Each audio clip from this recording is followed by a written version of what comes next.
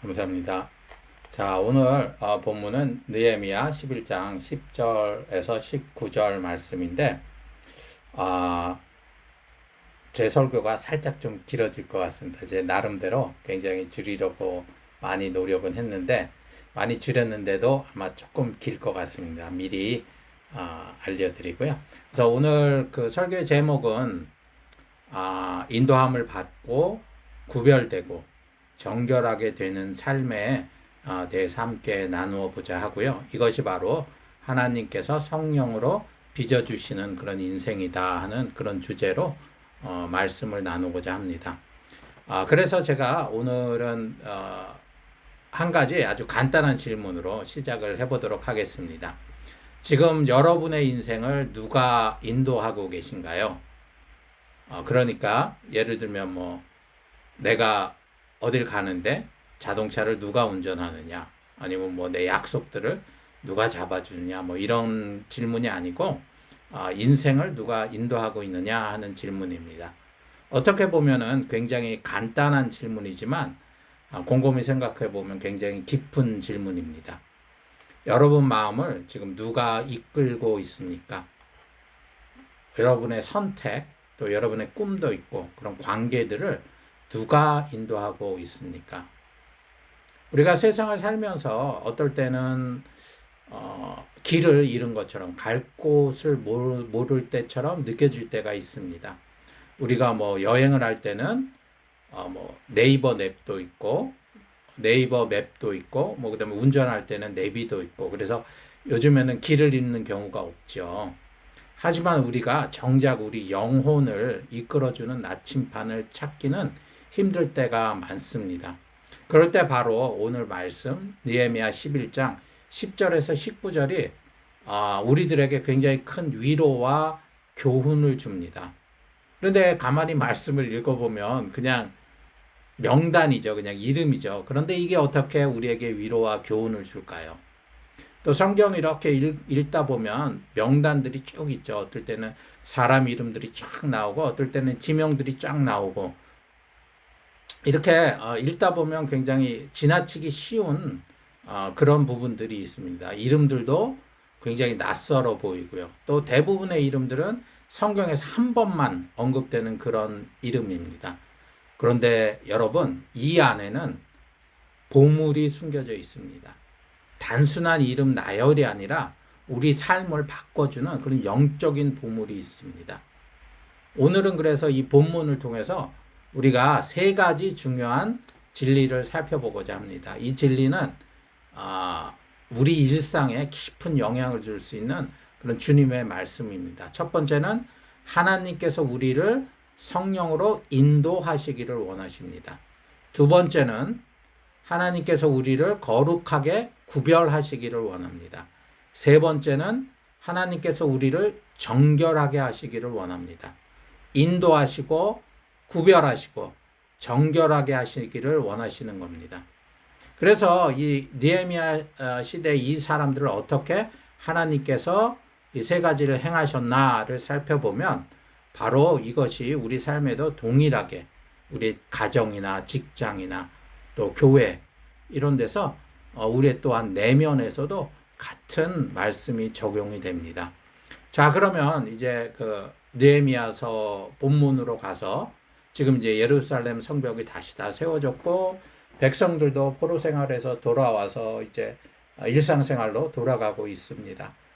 중요한 것은 하나님께서 하시는 일이 단순하게 벽을 다시 세우는 일이 아니었다는 것입니다. 하나님께서는 그 벽을 다시 세우는 것을 통해서 사람들의 마음을 다시 세우고 계셨던 것입니다. 하나님의 백성들을 새롭게 하고 계시는 그런 일을 하고 계신 것입니다. 그래서 오늘 보면 그 긴 이름들 목록이 나오죠. 그 보면 제사장들, 레위 사람들, 문지기들의 이름입니다. 그런데 그러면 혹시 여러분들 혹시 성경 이 부분만이 아니라 다른 성경들을 읽으시면서도 이름이 나올 때 혹시 이런 질문을 해보셨는지요? 하나님의 말씀인 이 성경에 왜 이런 이름들이 굳이 써져 있을까? 하나님은 왜 이런 명단을 우리에게 읽게 하실까라는 질문을 한번 해보시면 좋으실 것 같습니다. 그 이유는 분명합니다.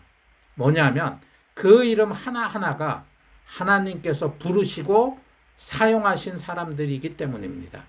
그래서 지금 읽으신 이 느헤미야 본문에서 이 사람들을 예루살렘 안에서 예배를 회복시키고 거룩함을 세우는 사역에 쓰였던 하나님께서 쓰신 그런 사람들의 이름입니다. 자, 그러면 오늘 본문을 세 부분으로 한번 살펴보도록 하겠습니다. 먼저 10절에서 14절. 이 부분은 이제 제사장들 중에 뭐 이렇게 이름이 쭉 나오죠. 그 다음에 뭐 용사들이니 모두 128명이라 하고 그들의 감독이 되었느니라 라고 이제 사람들이 10절부터 14절에 나옵니다. 여기에 나온 것은 그냥 보통 사람들이 아니라 영적인 지도자들, 제사장들의 이름입니다. 이들이 하는 일은 성전에서 섬기고 백성들을 예배로 인도를 하고 또 하나님의 말씀을 가르치고 또 죄를 위한 그런 제사를 드렸던 사람들입니다. 그런데 여기 한 가지 이상한 단어가 써 있죠. 여러분들 혹시 눈치채셨는지 모르겠는데 이 제사장 이름이 나오면서 또 그들의 형제의 큰 용사들이니 모두 128명이라 뭐 제사장들이 뭐 칼을 든 군인은 아니잖아요. 그런데 왜 성경에는 큰 용사라고 써 있을까요? 이것은 바로 이들이 영적인 전쟁터에서 하나님을 담대하게 섬긴 사람들이기 때문입니다. 하나님의 사명을 위해서 두려움 없이 일한 사역자들입니다. 이것이 우리에게 보여주는 것은 하나님은 언제나 자기 백성을 인도하기 위해서 사람을 세우신다는 것입니다. 또 이 제사장들은 포로에서 돌아온 민족이 다시 영적인 방향을 찾도록 도왔습니다. 자, 이제 이 본문을 통해서 이 제사장들을 통해서 우리는 예수님을 기억해야 합니다. 예수님께서는 우리의 대제사장이십니다. 히브리서 4장 14절에 그러므로 우리에게 큰 대제사장이 계시니 승천하시니 곧 하나님의 아들 예수시라 우리가 믿는 도리를 굳게 잡을지어다. 이 말씀과 같이 예수님께서는 우리를 인도하시는 진리 가운데로 이끄시는 분입니다. 그분은 성령을 통해서 지금도 인도하고 계십니다. 또 하나님께서는 성령을 통해서도 인도를 하시지만 시편 119편 105절 말씀처럼 주의 말씀은 내 발의 등이요 내 길의 빛이니이다. 하나님은 말씀을 통해서도 인도를 하십니다. 말씀을 통해 성령을 통해 그리고 오늘 본문 이 제사장들을 보는 것처럼 말씀을 통해서 성령을 통해서 또 신실하신 믿음의 지도자들을 통해서 우리를 인도를 하고 계십니다. 자, 그럼 여기서 중요한 질문이 하나 있죠. 우리는 그 인도하심을 듣고 있는가? 이 질문을 여러분들이 한번 여러분들에게 해보시면 좋겠습니다. 자, 이렇게 10절에서 14절까지는 하나님께서 우리를 인도하시고 계시다라는 부분을 살펴보았고요. 이제 15절에서 18절을 살펴보겠습니다. 그러면 이제 레위 사람 중에는 하고 이제 18절 끝에 모두 284명이었더라 하고 이제 레위 사람들의 이름이 나오게 됩니다. 이 레위 사람들은 그냥 단순한 도우미가 아니었습니다. 이 레위 사람들은 하나님 안에서 구별된 사람들이었습니다. 구별된 사람들이라면 이제 신학적인 용어로는 성화로 이끌어지는 사람들이겠죠. 이것은 어떤 뜻이냐면 하나님께 선택이 되어서 하나님의 일에 전념한다는 뜻입니다. 이들은 그 예배를 도왔고 감사기도 드리고 또 율법을 가리키고 성전에서 많은 실질적인 일들을 감당을 했습니다. 우리 자신이 이 레위 족속은 아니지요. 하지만 성경은 이렇게 말합니다. 베드로전서 2장 9절에 그러나 너희는 택하신 족속이요 왕 같은 제사장들이요 거룩한 나라요 그의 소유된 백성이니. 자, 이렇게 하나님께서 그 옛날 느헤미야 시대 이 레위인들을 성화의 삶으로 이끄신 것처럼 우리도 성화의 삶으로 이끌어 주십니다. 우리를 구별하여 주십니다.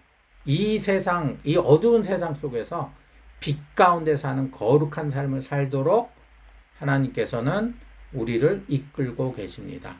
자, 이게 어떤 뜻이냐면, 이제 여러분들 집들, 이제 유리장 안에, 요즘 젊은 분들은 어떤지 모르겠는데, 집들 유리장 안에 이렇게 좋은 접시들 있는 집들이 많죠. 그 접시들은 매일같이 쓰는 게 아니라 손님이 오거나 특별한 날에 쓰죠. 구별된 그릇입니다. 성화도 마찬가지입니다. 하나님께서는 우리를 아무렇게나 다루시는 분이 아닙니다. 우리는 하나님의 아주 특별한 보물, 특별한 소유입니다. 그 목적은 거룩한 목적입니다. 우리는 거룩한 목적을 위해서 지음을 받았습니다. 그런데 성화는 단 한 번에 끝나는 것이 아닙니다. 매일매일 삶 속에서 조금씩 자라가는 과정입니다. 그래서 성화는 주로 보이지 않는 곳에서 이렇게 자라나게 됩니다. 아무도 모르는 내가 조용하게 한 결정, 또 아무도 모르는 순종, 그런 속에서 성화가 자라나게 됩니다. 그래서 한번 매일같이 이렇게 기도하시는 부분이 있으면 좋겠습니다. 하나님, 제 삶 가운데 아직도 주님께 드리지 않는 부분이 있나요? 제 삶을 성화해 주십시오. 저는 저의 모든 것이 주님의 것입니다. 자, 이제 느헤미야 19절로 가시면 이제 문지기는 아굽과 달몬과 그의 형제들이니 모두 172명이었더라 라고 말씀이 나오고 있습니다. 문지기는 단순한 경비원이 아니었습니다. 이 문지기들의 역할은 굉장히 거룩한 일이었습니다. 그들이 이제 성전을 지키는 문지기들이었거든요. 그럼 왜 성전을 지키는 것이냐면 부정한 것들이 들어오지 않도록 낮과 밤 가리지 않고 지켰습니다. 교대로 근무를 했습니다. 그리고 매일 아침에 문을 열었습니다. 왜 그렇게 했을까요? 그것은 바로 하나님의 집이 거룩하기 때문에 그 거룩함을 지키기 위해서인 것입니다. 자, 그렇다면 우리의 마음은 어떨까요? 하나님의 집과 우리의 마음은 무슨 관계가 있을까요? 고린도전서 3장 16절에 너희가 하나님의 성전인 것과 하나님의 성령이 너희 안에 계시는 것을 알지 못하느냐. 자, 우리 마음이 바로 하나님의 성전입니다. 예전에 느헤미야 시대에 성전을 지키는 문지기가 있었다면 우리 마음이 지금 성전이니 우리 마음에도 문지기가 필요합니다. 영적인 훈련, 정결한 삶, 그리고 끊임없는 기도가 필요합니다. 왜 우리 마음을 지켜야 할까요? 잠언 4장 23절에는 모든 지킬 만한 것 중에 더욱 내 마음을 지키라. 생명의 근원이 이에서 납니다. 우리가 지켜야 될 것들이 굉장히 많죠. 근데 성경에서는 그 중에서 내 마음을 가장 첫 번째로 지키고 가장 중요하게 지켜라 말씀을 하고 계십니다. 왜? 생명의 근원이 우리 마음에서 나오기 때문입니다. 그래서 우리 마음에 문지기가 필요한 것입니다. 여러분들 혹시 이렇게 정원 키우신 분들이 있으면 아니면 그냥 상상해 보셔도 되고요. 정원이 있는데 우리 마음을 정원이라고 한번 생각을 해보시면 정원을 돌보지 않으면 잡초도 자라고 정원이 그 문 열어놓으면 뭐 고양이, 개 아니면 뭐 날짐승들이 들어와서 꽃을 다 망치고 그럴 수가 있겠죠. 매일같이 잡초 뽑고 문단속 잘하고 정원사가 있으면 들어오게 하고 정원사가 바로 예수님입니다. 우리의 정원사가 되신 예수님을 드리면 우리 마음에 아름다운 열매가 맺힙니다. 자, 이렇게 오늘 말씀을 살펴보았습니다. 자, 이렇게 제사장, 레위인, 문지기들을 세운 것이 단순히 어떤 조직을 세우는 것이 아니라 하나님께서 영적인 성장, 그리고 예배를 위해서 세우신 것을 우리가 알아보았습니다. 그럼 이 모든 것이 우리 일상하고 어떤 관계가 있을까요? 그러면 하나님이 인도하여 주심, 그리고 성화, 이런 정결함들을 이걸 어떻게 우리가 살려내야 할까요? 우리 삶 속에서 녹여내야 할까요? 자, 하나님의 보통 인도하심이라고 하면 우리가 보통 큰 결정들을 떠올립니다. 직장 문제, 결혼 문제, 뭐 아니면 재정 문제, 큰 재정 문제, 이런 것들이죠. 하지만 인도하심은 그런 것만은 아닙니다. 매일매일 아주 작고 소중한 순간들에도 있습니다. 자, 내가 내 배우자에게 어떻게 말을 하는지, 내 아이들이 화가 났을 때 내가 어떻게 반응하는지, 아니면 어떤 사람이 나한테 상처를 줬을 때 내가 어떻게 행동하는지, 이런 것들, 이런 아주 작은 순간들입니다. 위기가 닥치기 전에 하나님의 말씀, 성령님께서 우리 생각을 먼저 다스립니다. 그것이 바로 참된 인도하심입니다. 그래서 실천을 하고 싶으시면 뭐 짧게 아침마다 이렇게 기도하시면 좋을 것 같아요. 그러니까 하나님, 오늘 성령님으로 저를 인도하여 주시옵소서. 말하기 전에 듣게 하여 주시고 내가 앞서가기보다는 주님을 따라가게 하여 주시옵소서.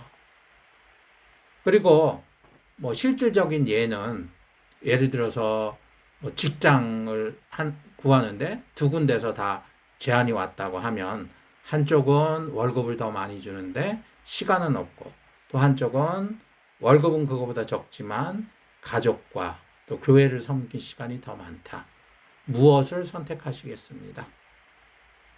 무엇을 선택하실까요? 이 질문이 첫 번째 드는 생각이나 아니면 줄어드는 생각이 어떤 게 나한테 더 이득이 되지? 라는 그런 생각이 있고, 아니면 어떤 길이 주님과 더 가까이 걸을 수 있는 길일까 하는 질문이 있을 수 있습니다.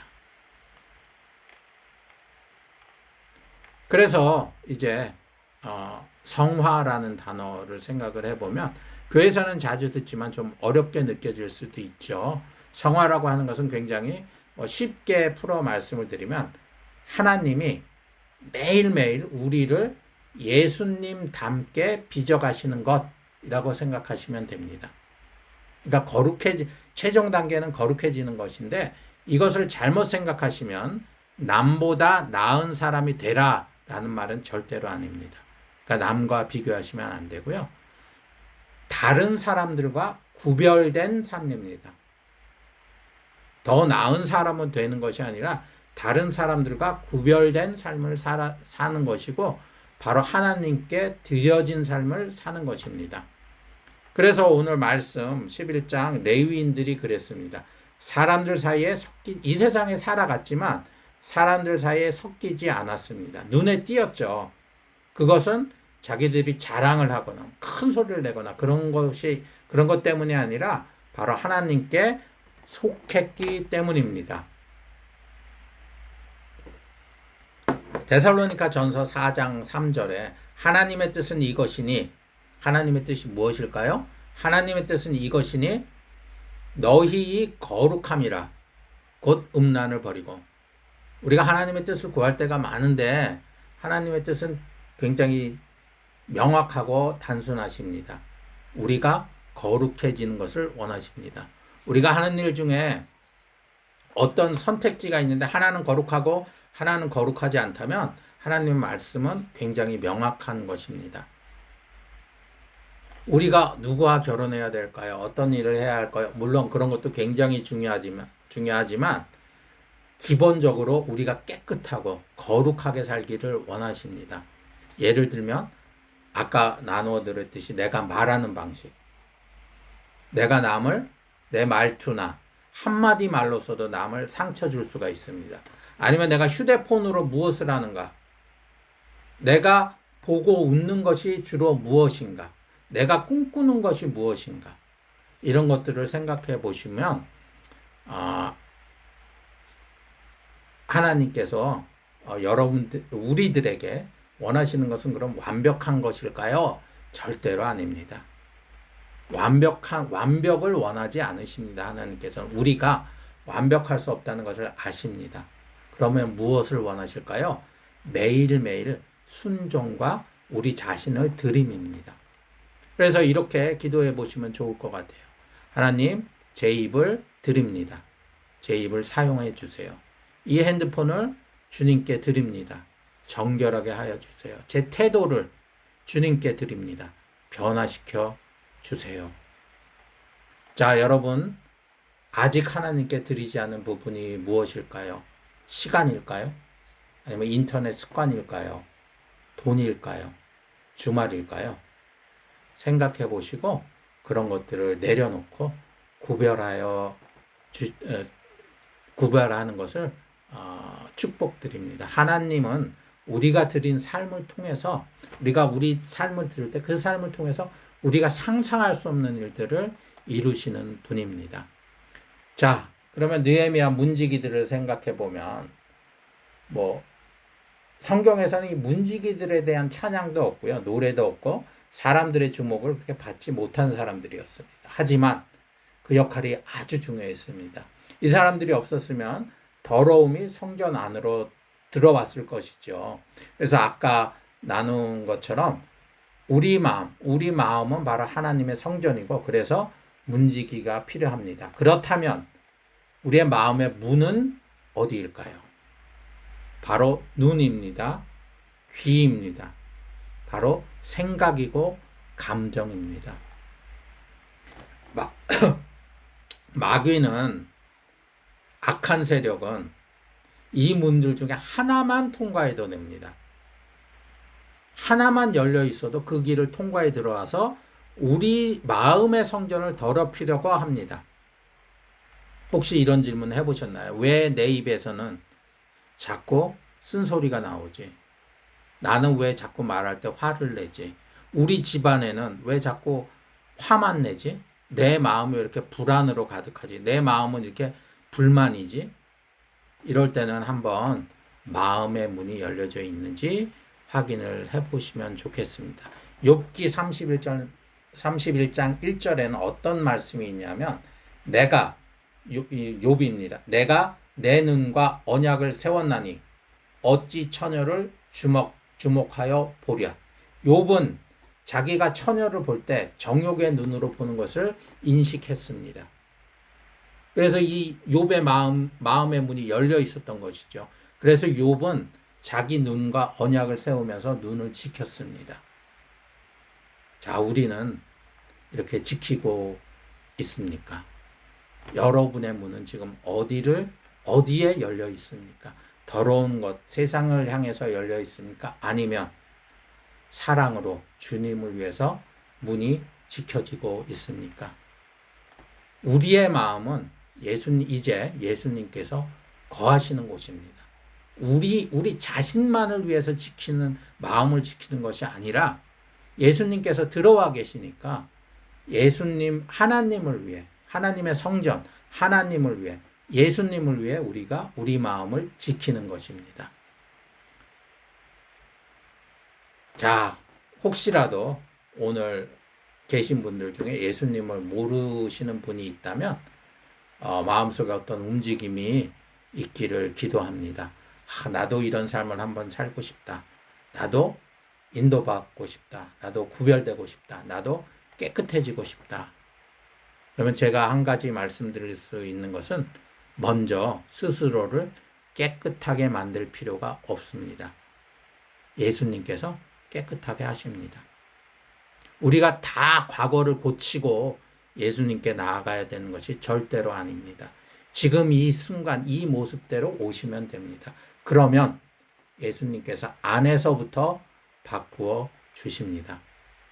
예수님은 완벽한 사람을 위해서 오신 것이 절대로 아닙니다. 상처받은 자, 부끄러운 자, 길 잃은 자, 이런 사람들을 위해서 오셨습니다. 저 같은 사람을 위해서, 여러분 같은 사람을 위해서 오셨습니다. 지금 여러분의 이름을 부르고 계십니다. 여러분께서 예수님을 받아들이신다면 예수님은 여러분들을 축복해 주셔서 여러분들이 하나님의 집이 되고 하나님이 거하시는 성전이 되고 여러분은 거듭난 사람이 되고 예전의 사람이 아닙니다. 자, 그렇다면 오늘 느헤미야 11장 이 본문을 10절에서 19절을 살펴보았는데 이것이 나타내는 결론은 무엇일까요? 자, 이 11장은 이 모든 내용은 시간적으로 앞선 사건을 앞선 분을 가리키고 있습니다. 그 앞이 누구일까요? 바로 예수 그리스도입니다. 자, 제사장들을 보십시오. 이 제사장들은 예수님을 예표합니다. 우리를 위해서 양을 드린 것이 아니라 자기 자신을, 양 대신 자기 자신을 내어주신 참 대제사장이십니다. 레위인들을 보십시오. 그들도 예수님을 예표합니다.